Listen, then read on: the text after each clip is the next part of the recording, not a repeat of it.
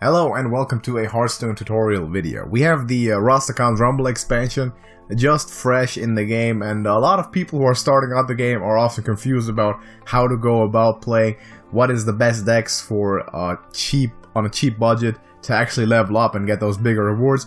And we are going to do our budget series again for this expansion, starting off with a budget Midrange Hunter. Now the Midrange Hunter is classically, arguably the best, most consistent budget deck over the years. I've always loved this. I actually played this myself. I started out myself playing the Midrange Hunter when I had nothing at all. I didn't have a single legend, and I got to like rank 5 with this deck in my first 2 months of playing. So this deck, not this specific deck, but this type of deck. Yeah. This now is of course adjusted for the rastakhan'S Rumble expansion, and it's a very, very cheap deck. It only runs 1 epic, I believe, and other than that it's just rares and commons, so it's very, very cheap, very easy to craft. If you need it, this is the deck list. The code to the deck list will be in the description of this video, so if you want to copy that and import it into your account and try playing that, it's perfectly fine.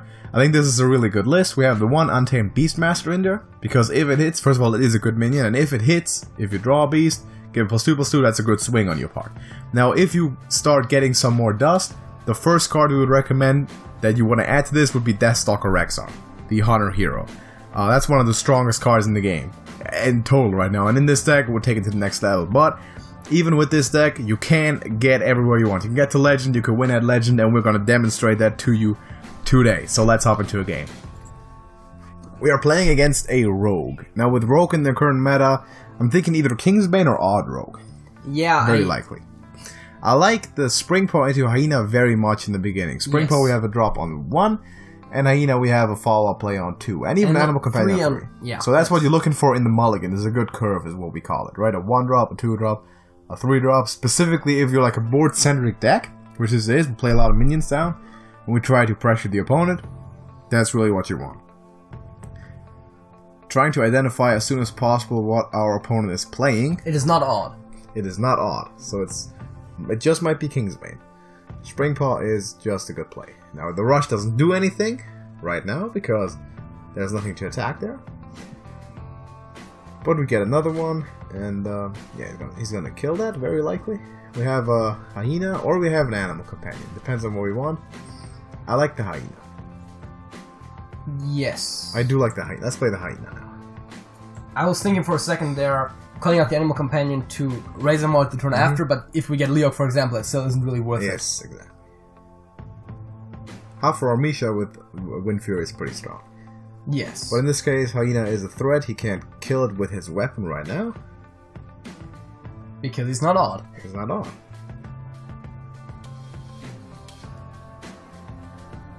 Ooh, still goes for the hit. I like to see that. Yeah, that makes sense though.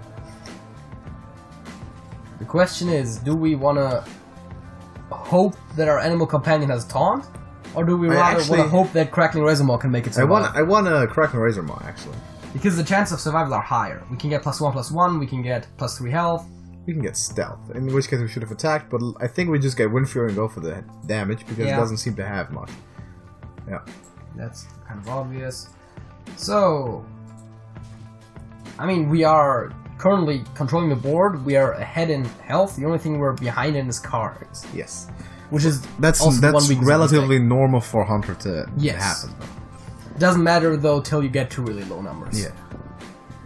As long as we can produce every turn, we still have a good curve. Still decent. We have an Animal Companion, impactful. If he plays a minion, we have a swing with the Flanking Strike.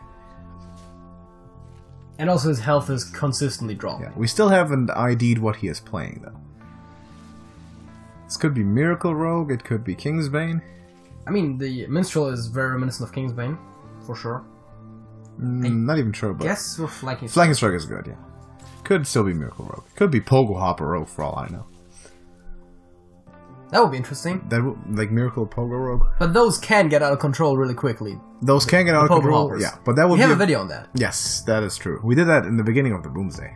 Yeah. But those these days lose to Hunter pretty badly, most of the time at least, statistically speaking. So I would like that matchup. And I guess next turn we're calling out the Highmane. Highmane looks strong, unless he plays something big which needs to be Deadly Shot. Yeah. Spectral Cutlass, alright. Huh. Yeah, give me the High Main. I think the High Main's good. So that weapon obviously has lifesteal. We haven't seen him burgle anything yet. That is true.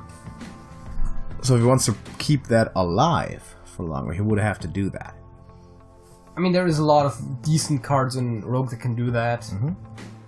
Ironically enough, the new card from rastakhan'S Rumble is bad. Stolen Steel?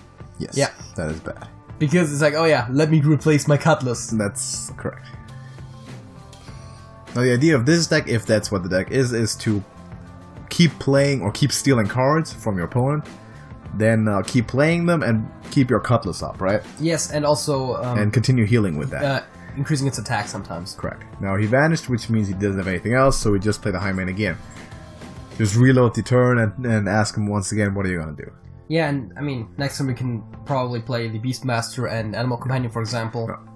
Now the Savannah High Main is one of the strongest classical cards in the game, because even now he found a good combo to kill it, it still leaves the 2/2s on the board, so it still leaves us with a presence that he also has to deal with.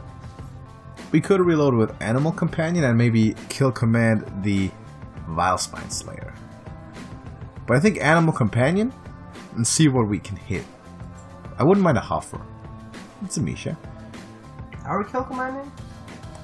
Because... Let's actually not do that, because the matchup on the board is okay. I think we're tracking? Let's track.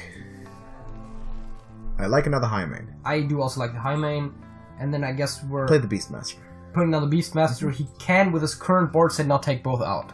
Correct. Now, of course, he might have a spell that helps. If he wants to hit with the weapon, okay, then his weapon is... Phantom Knives is really good right now. Phantom Knives is okay. I still have another High Main to deal with, though. Yes. So this is really what this deck does kind of well. It sticks stuff on the board that your opponent has to deal with every single turn. And once they stop being able to do that, and you just overwhelm them, that's when you start hitting the damage. Now the kill commands, the hero power is a lot of burst damage to the face at some point. Oh my god, he stole a card. He stole a card with Blink Fox. Took him long enough. Yeah, so maybe if he can play that, he can give his Cutlass another charge.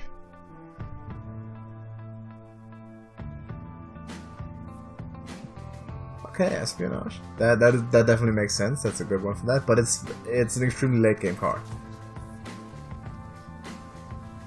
He is taking a lot of damage to his face. Yeah. Gotta have to say consistently every turn, and we get a 4/4 Hyena. 4/4 Hyena is good. That's why you run the Beastmaster.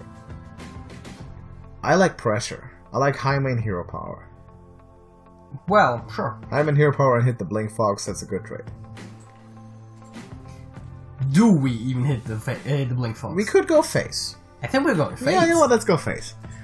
Sometimes you have to go back to the old hunter roots and go face. Because at this point, he has no better way to take it out. Yeah, it's not like he has a 4-attack minion to take it out, and we do want to apply the pressure. That was actually a really good call. I think that's the correct play. Sometimes when your opponent is getting low, you've noticed that they're not doing a good job in removing your threats.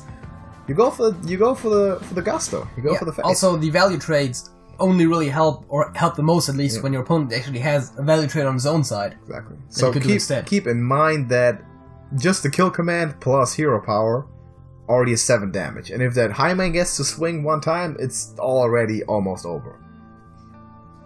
He does probably have a lot of 1-cost cards right now. Gladiator's Longbow is a very strong card. Well, not necessarily, but for 1 mana, yes. Yeah. In this case, it's a pretty good card.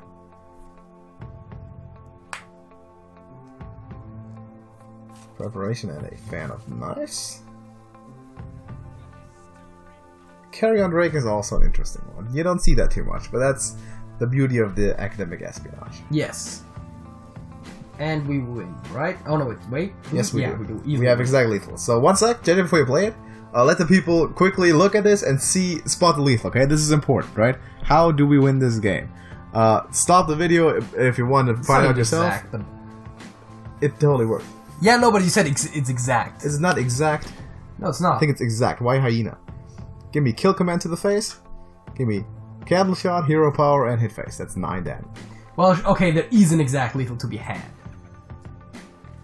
Yeah, there was several lethals even. There's still one with exact candle shot. Yeah, but there's also See that? Okay, so as you can see, a deck for what is the cost? Did we calculate the cost? Probably not much more than 1,000 dust. a deck that you can acquire. The most expensive thing is one epic in there that isn't even entirely necessary. It's not even that necessary. If you're really on a budget, you're just starting out, the Beastmaster is not the key part in this deck. Yeah, just add another beast. Add another Spring Paw. Just add another Spring Paw. So this deck works. It works on Legend, works on the highest rank in Hearthstone, which means it works everywhere. And I hope you appreciated this video. I hope you liked it. And if this helped you out, then please leave a like. JJ and myself would appreciate that a lot. And let us know your experiences with this deck. And if you want to, go check out the other videos. We are going to hopefully do a video like this for every single class. So everyone has a deck to play with right in the beginning. So go try this out. It's really, really good. You've seen it. It works out. You can win with this deck. And yeah, thank you for watching. We're going to see you in the next one. JJ. That's it? That's it.